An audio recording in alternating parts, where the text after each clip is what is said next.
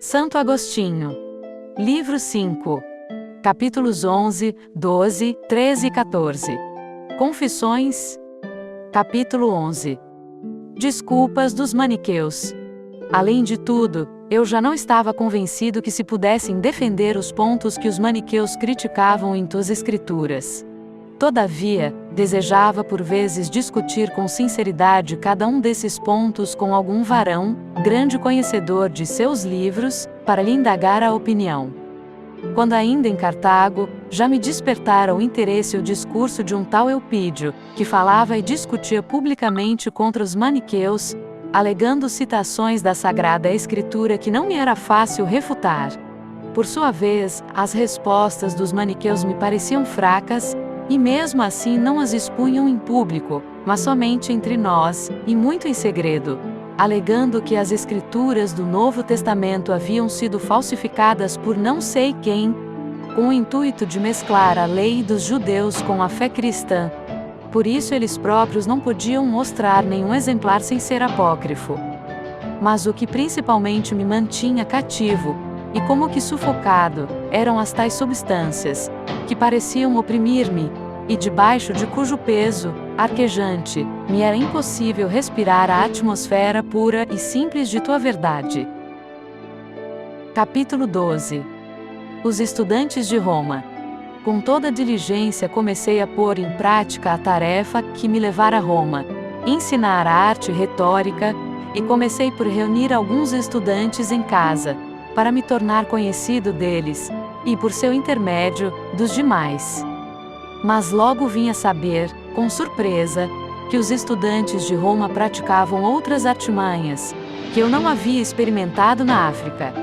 Se bem era verdade, como me haviam assegurado, que em Roma não ocorriam as mesmas violências dos jovens corrompidos de Cartago, também me afirmavam que aqui os estudantes, aos grupelhos, deixavam de repente de assistir às aulas, passando para outro professor, com o fim de não pagar o devido salário, faltando assim aos compromissos e desprezando a justiça por amor ao dinheiro.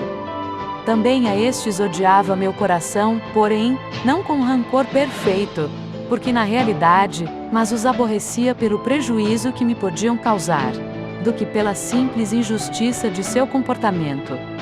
Sem dúvida são infames os que assim agem, e se maculam longe de ti, amando passatempos efêmero e a recompensa de lodo, que imundece as mãos ao ser colhida, agarrando-se a um mundo fugaz, e desprezando a ti, que permaneces eternamente, a ti que chamas e perdoas a alma humana adúltera quando se volta para ti.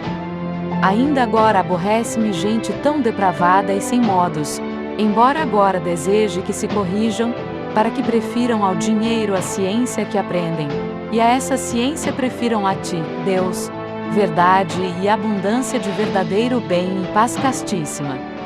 Mas naquele tempo, confesso, preferia que não fossem maus para meu interesse, do que bons por teu amor. Capítulo 13. Viagem a Milão, Santo Ambrósio. Por isso, quando da cidade de Milão escreveram ao prefeito de Roma pedindo para lá um professor de retórica, com viagem paga pelo Estado, eu mesmo solicitei esse emprego por intermédio dos mesmos amigos, ébrios com as vaidades dos maniqueus, dos quais ia me separar. Tanto eles como eu, porém, o ignorávamos. Símaco, então prefeito da cidade, propôs-me o tema de um discurso, e sendo eu aprovado, mandou-me para Milão. Chegado a Milão, visitei o bispo Ambrósio, famoso na terra por suas qualidades, piedoso servo teu, cuja eloquência distribuía zelosamente entre teu povo a flor de teu trigo, a alegria do azeite, e a sóbria embriaguez de teu vinho. A ele era eu conduzido por ti sem o saber, a fim de que ele me conduzisse a ti conscientemente. Esse homem de Deus recebeu-me paternalmente, e se interessou muito por minha viagem, como bispo.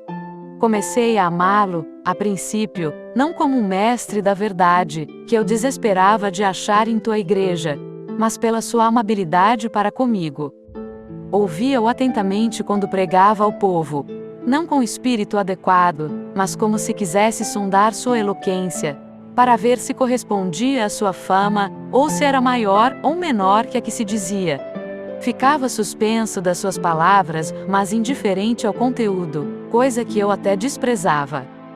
Deleitava-me com a suavidade dos sermões, os quais, embora mais eruditos que os de Fausto, eram contudo menos alegres e envolventes no estilo. Quanto à substância de tais sermões não havia comparação, pois Fausto se perdia por entre as fábulas dos maniqueus, e Ambrósio ensinava claramente a mais sã doutrina da salvação. Mas a salvação anda longe dos pecadores, tal como eu era então.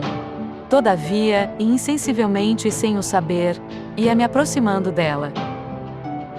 Capítulo 14. Catecúmeno. Não cuidava eu de aprender o que dizia, interessado apenas em como dizia. Era este gosto frívolo o único que ainda permanecia em mim, perdidas já as esperanças de que se abrisse para o homem o caminho para ti. Todavia, infiltravam-se em meu espírito, juntamente com as palavras que me agradavam, as coisas que desprezava. Já não me era possível discernir umas das outras, e assim, ao abrir meu coração à sua eloquência, nele entrava ao mesmo tempo, e aos poucos, a verdade.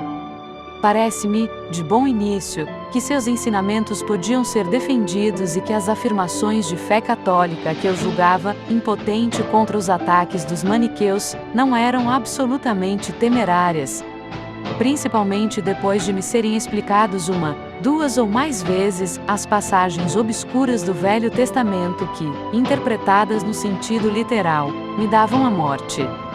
Assim, interpretados no sentido espiritual muitos dos textos daqueles livros, comecei a repreender aquele meu desespero, que me levava a crer na impossibilidade de resistir aos que aborreciam e zombavam da lei e dos profetas.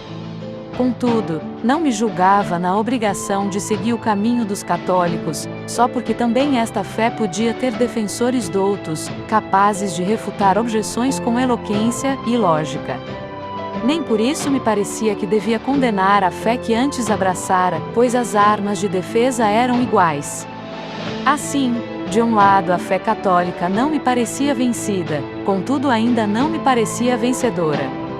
Apliquei então todas as forças de meu espírito para ver se podia de algum modo, com argumentos decisivos, convencer de falsidade os maniqueus. A verdade é que se eu então tivesse podido conceber uma substância espiritual, imediatamente todas as invenções daqueles se esvaeceriam e seriam arrancadas de minha alma. Mas não podia. Contudo, refletindo e comparando sempre mais o que os filósofos haviam teorizado acerca do mundo material e de toda a natureza sensível, cada vez mais me capacitava de que eram muito mais prováveis as doutrinas destes que as dos maniqueus. Por isso, duvidando de tudo e flutuando por entre as doutrinas, à maneira dos acadêmicos, como os julga a opinião geral, resolvi abandonar os maniqueus, julgando que enquanto tivesse em dúvida, não devia permanecer em uma seita a qual eu já antepunha alguns filósofos. Recusava-me, contudo, terminantemente, a confiar-lhes a cura das enfermidades de minha alma, por ser-lhes desconhecido o nome salutar de Cristo. Por isso tudo, resolvi tornar-me catecúmeno na Igreja Católica, que me havia sido recomendada por meus pais, até que alguma claridade certa viesse dirigir meus passos.